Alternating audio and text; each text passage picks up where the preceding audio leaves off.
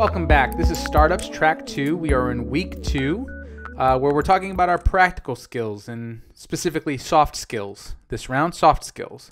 If you remember, soft skills are skills that are applicable across the board, regardless of what type of work you're doing or what leadership role you're in. These are all great things that are applicable across the board, that are just honestly even good for life. Last week we talked about time management. This week we're going to talk about taking initiative. Taking initiative. Something that my old senior pastor used to say, and something that I say to my staff often, is that there are two types of people who will not survive in ministry. First are those who cannot do what they're told, and second are those who can only do what they're told. And that's taking initiative. If you can only do what you're told, if you have to have a checklist or a to-do list in order to be productive, you're never going to survive in leadership or in ministry. Can you handle your duties? Can you do your job? Can you fulfill your responsibilities without having to wait for instructions from others? If I can overly simplify things, basically taking initiative boils down to being active rather than passive. And this idea of being active rather than passive can actually influence and impact every area of your life. The example that I would often give is watching a movie. Do you just come home after a long day and you're so wiped out and exhausted that you just need to turn the TV on and be entertained? When you watch a movie, are you hoping that you just get to switch your brain off for a little while and not really think about things? Do you have your phone open the whole time, surfing the internet or looking over Instagram or whatever it is? Or are you actively watching the movie? Are you actively looking for the cinematography and the acting and the story to develop? Are you watching this movie to turn your brain off? Or are you watching this movie to actively engage in learning? Are there themes or messages that the director's trying to convey? Do they apply to me at all? If there's something that I disagree with, is there something that I can learn even when I'm disagreeing with what's being put on screen? Now, I'm not saying there aren't times when we just simply need to veg out, to turn our brains off and just relax. But overall, being active in our activities, even our hobbies, even in things as seemingly meaningless as watching a movie, being active is far better for our brains and for our overall health than simply being passive. And this is true in leadership as a whole. Be an active leader, not a passive leader. Passive leaders tend to wait for things to happen to them, meaning they wait for fires to start before putting them out. They wait for trouble to show its face before they start problem solving. Active leaders, on the other hand, are planning and thinking things through, developing contingencies, and being proactive with things like vision casting and strategy. Passive leadership has shown to negatively impact businesses and organizations across the board, especially in areas like company growth or employee health and safety. Whereas active leadership correlates strongly with personal achievement and professional development, as well as company growth. And taking initiative is a soft skill that everybody can learn. And if we want to be more active in our leadership, then we need to learn how to take initiative. So here are 10 tips that will help you as a leader take initiative. Number 1, when you're trying to be productive, never stand still. I don't know if you've ever helped somebody move, but my number 1 rule when helping people move is keep moving. The second that people start to sit down and take breaks, it's over. People get wiped out and exhausted, and they realize how wiped out and exhausted they are when they stop moving. So if you want to take more initiative, keep moving. And this may be physically, and it also may be organizationally. Never stand still. Number 2, go above and beyond. Always do more than is required of you. Be the first to adopt and implement new visions, new policies, new values, and be the first to volunteer for tough projects and assignments. This is actually a biblical concept. Jesus taught us that if somebody asks you to walk a mile with them, you walk 2 miles with them.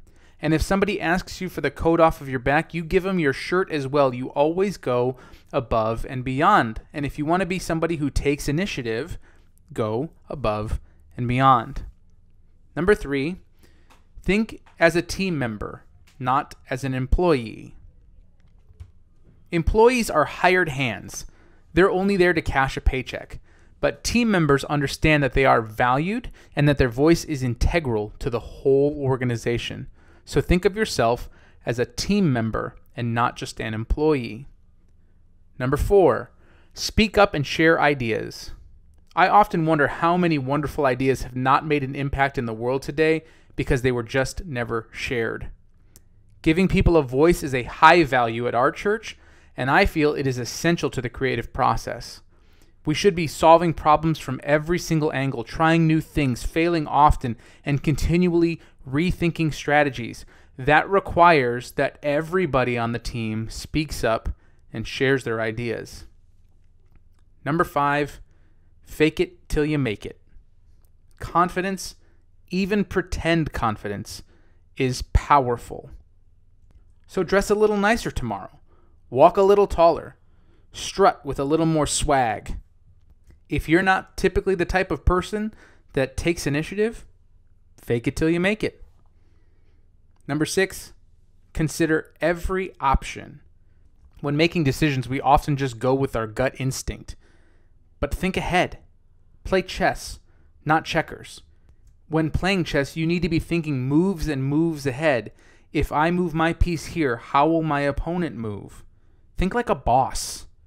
Answer the questions that you're going to be asked when you've made that decision. See the forest for the trees, if you will. Get that 30,000-foot perspective and consider the whole. Consider every option. Number 7, ask too many questions. Again, this goes along the lines of not settling for that first option. Look for ways to make things better, to simplify processes, to reduce costs. Ask questions that lead to asking more questions. That way you'll find more answers. So ask too many questions. Number 8, reach out to team members who need help. I guarantee you there will be other people around you that are probably feeling as lost and confused as you are at times. Look for people that you can help out. Lead them through the process. Reach out to other team members who are in need. Number 9, and you're going to hear this from me all the way throughout startups. Preparation, preparation, preparation. There's an old phrase that says, luck favors the prepared. The more prepared you are, the better things are going to turn out. Tackle new skills, refine your existing ones, learn, grow, challenge yourself. It's always better to be over-prepared than to be under-prepared. So preparation, preparation, preparation. And the last tip to taking more initiative is to deal with problems immediately. When something comes up, handle it. Don't put it off. Don't procrastinate.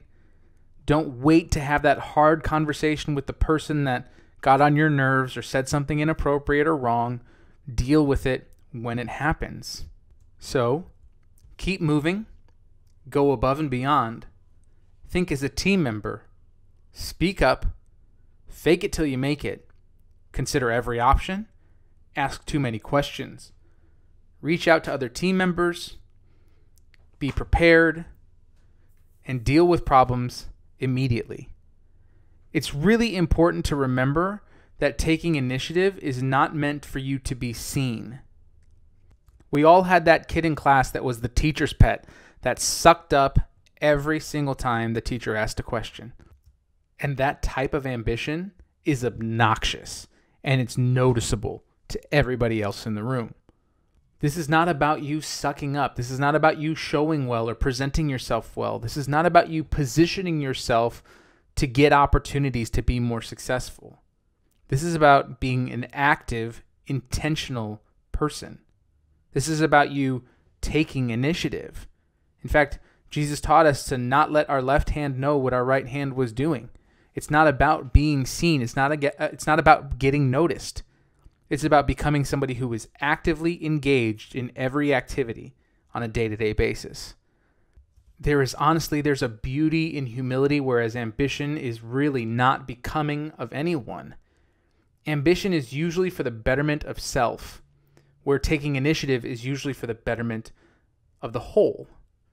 And when you start to begin thinking for the betterment of the whole, you become a better leader. So this week, take initiative.